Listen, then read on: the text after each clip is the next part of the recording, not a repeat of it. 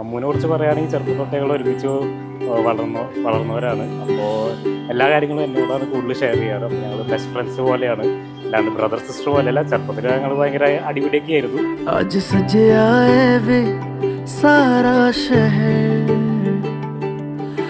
Like best friends. അപ്പോൾ ഈ കാര്യം മുന്നേ അറിയായിരുന്നു. അവള് കോളേജിൽ പഠിക്കുന്ന തൊട്ട് എനിക്ക് എല്ലാം അറിയാം. അപ്പോൾ ഞങ്ങൾ തമ്മിലെല്ലാം ഷെയർ ചെയ്തിരുന്നു. അപ്പോൾ I am very happy for her. അപ്പോൾ ഇത് ഇന്ന് അവളുടെ ഒരു ഭയങ്കര സന്തോഷമുള്ള ഒരു ദിവസമായിരിക്കും. And I am wishing all the best for both of them. So let their life be beautiful. अखियां चो डिगदे हंजू खुशियां दे तेरी बन जाना अज तू सजना वे अखियां चो डिगदे हंजू खुशियां दे तेरी बन जाना अज तू सजना वे खुशियां दा चढ़िया अज वेला वे सारे आने नचना सारे आने गाना वे खुशियां दा चढ़िया अज वेला वे सारे आने नचना सारे आने गाना वे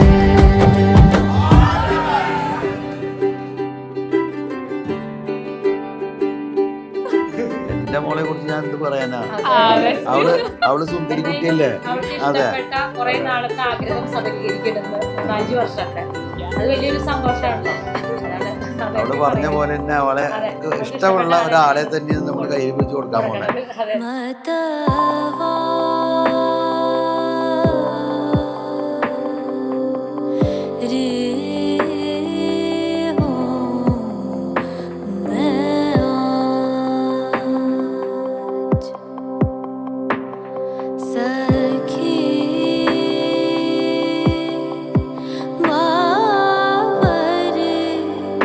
അവള് വളരെ ഹാപ്പിയാണ്, നമ്മളും ഹാപ്പിയാണ്.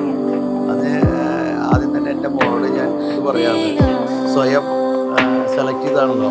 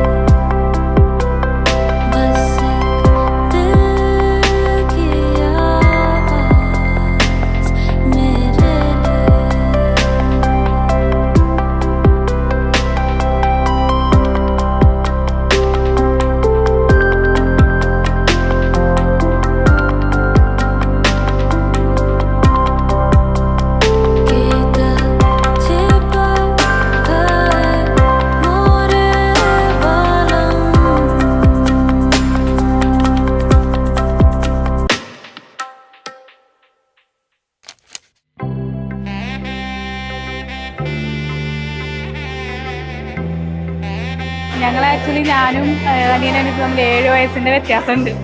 അപ്പോൾ ഞാൻ കുറേ കാലം ഇങ്ങനെ ആഗ്രഹിച്ചിരുന്നതാണ് എനിക്ക് ആരെങ്കിലും താഴെ വേണം, എനിക്ക് കളിക്കാനാണ് ആളെ വേണം, ഒറ്റയ്ക്കാണ് എന്നൊക്കെ.